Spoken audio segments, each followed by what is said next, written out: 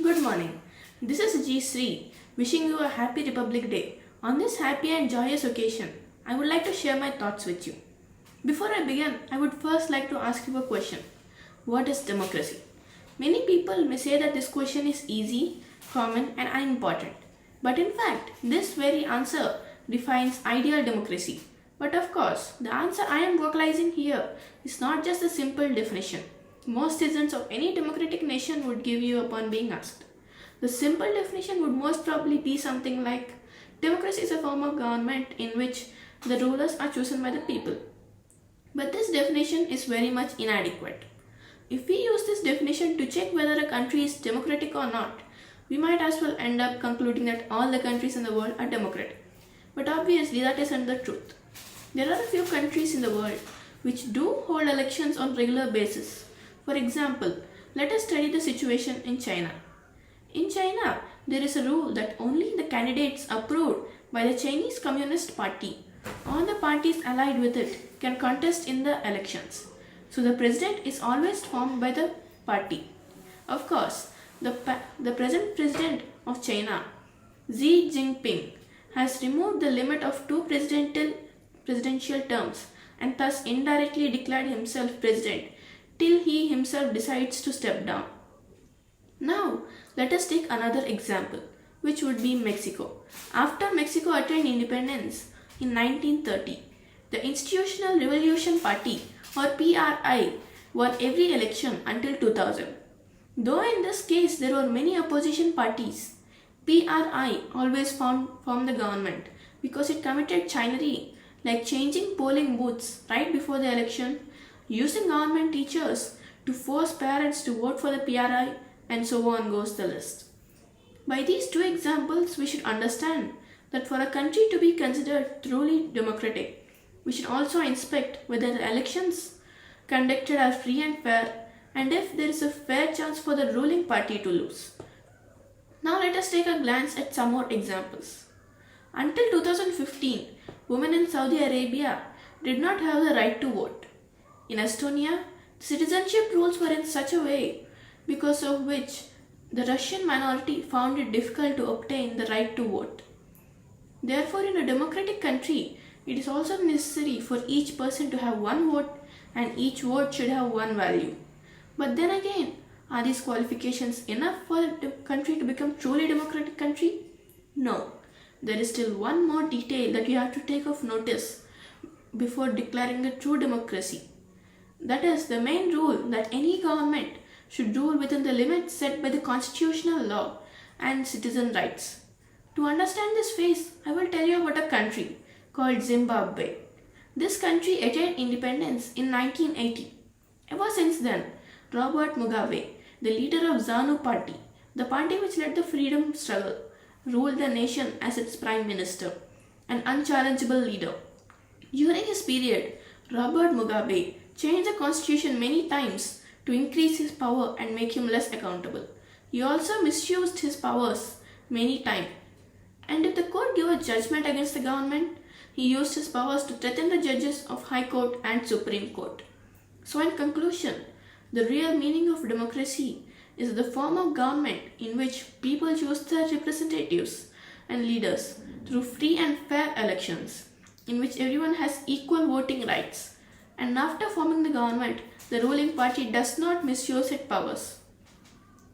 Though in the practical reality of the world, which is far away from the utopian ideas that would make for a perfect nation, there are many disadvantages of democracy, like corruption, unfair means during elections, etc.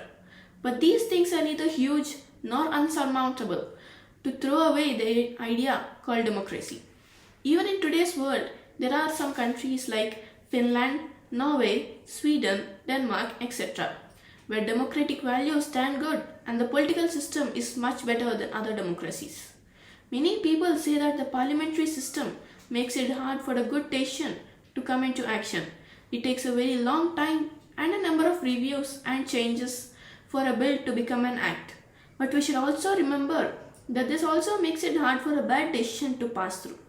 This is very useful because a bad decision would do more harm than welfare done by a good decision. Many people may say that monarchy is a better form of government and give you examples like Dubai and other Arab nations, where the rule of law is upheld, decisions are swift, and implement is near perfect.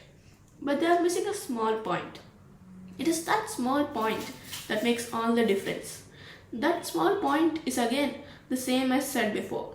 A bad monarch does more harm than an entire lineage of good monarchs. I personally believe that there were once more bad monarchs than the great ones. So you cannot always guarantee that the son of or daughter of a good monarch will also become a good monarch. Hence, democracy is the best form of government in real world, while monarchy is the best form of government in an ideal world. Great leaders of the independence movement also opted for democracy because it is the only form of government which treats everyone as equals, where any citizen can aspire to become the leader of the nation, and more importantly, gives us a fair opportunity to correct the mistakes made by an incumbent government. Now that we are clear about the word democracy, let us learn today's importance. On this very day, in 1950, the Indian Constitution, which was written by 299 members, came into effect. Our Indian Constitution is one of the most beautiful constitutions in the world, as it was meticulously calligraphed by Sri Prem Bihari Narayan Raizada and decorated with beautiful art by Ram Manohar Sinha, Nandalal Bose and the team, who were artists from Shantiketan. The drafting of the constitution was completed on 26 November 1949, but it took about 2 months for it to come into effect. Many may inquire about why we still have to follow a constitution which was drafted about half a century ago. The Indian constitution is actually quite different from the other constitutions, as the 299 members of the drafting committee were selected from various regions of India.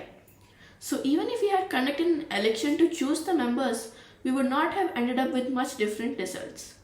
So now, those members altogether knew about the various problems faced by Indians in British rule, and they argued, debated on every aspect and made it very detailed, and hence the longest constitution in the world, comprising of 1,46,385 words, to make sure that the basic principles are strong enough to give voice and importance to every single citizen of this nation, irrespective of regional or socio-economic differences.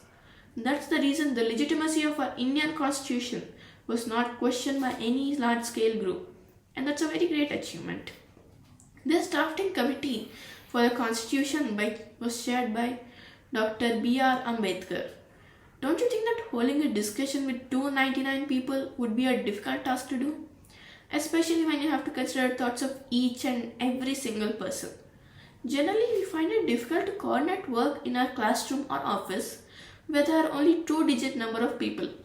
Just try to imagine how difficult it would be to coordinate 299 members and bring them all onto agreement on each and every point. However, these 290 members did not meet every day. They held discussions for 114 days, spread over 3 years, and they also recorded all their debates and discussions. These records are called the Constituent Assembly debates. These debates help us to learn about every reason behind every single law and act in this constitution. This is also a reason for only a few rare to question the legitimacy of the constitution. And also, unlike other countries, our Indian leaders had a clear vision of the India after independence, even during the freedom struggle. The most unfortunate thing about the drafting committee is the fact that Gandhiji was not a member in it. But of course, almost all were his followers. Anyways, Gandhiji's speeches and writings gave enough direction in which the constitution needs to be prepared. For example, in 1931, Gandhiji mentioned in a magazine, Young India, about his views on Republic India. In it, he said that he wanted India to be free from all thraldom and patronage, an India in which even the poorest shall feel that India is their home and they have an effective voice in India, an India in which people live in perfect harmony, an India in which there is no place for intoxicating drugs and drinks, an India in which both men and women have equal rights, And in the end, Gandhiji also mentions that we will not settle for anything less than this. While giving his conclusion speech to the Constitutional Assembly, Dr. Ambedkar said that he wanted an India in which there is not only political equality but also social and economical equality. He also said that if social and economic equality was not achieved soon, even the political equality shall be destroyed. On the midnight of 15th August 1947, Jawaharlal Nehru gave his famous speech, The Tryst with Destiny. In it, he said that many years ago we made a tryst with destiny, meaning the fate of India took a sharp turn with the ideas of revolution. And he also said that at that midnight hour, all of India had to redeem its pledge, if not fully, at least in a sustainable manner. At the stroke of midnight, when the whole world was sleeping, India was wide awake to welcome its freedom. That was a moment which is very rare in history, and he wanted everyone to take a pledge to dedicate themselves to the service of India, her people, and all of humanity. He emphasizes that with great power and freedom comes great responsibility, and this responsibility rests upon the shoulders of the Parliamentary Assembly, which represents all the people of India. And he also mentions that the future is not going to be so easy, and the service of India needs to end poverty, ignorance, diseases, and inequality of opportunities. The ambition of the greatest has always been to wipe every tear from every eye. Though that may be a little beyond us, as long as there are tears and sufferings, our responsibility shall not come to an end. Now that we have learned about the thoughts behind our Constitution, and since today is a Republic Day, let's learn what our Constitution's main idea is. This can be known through the preamble of our Constitution. Every constitution in the world has a preamble. The preamble of Indian Constitution is the soul of Indian Constitution. Now, let us read the preamble of our Constitution.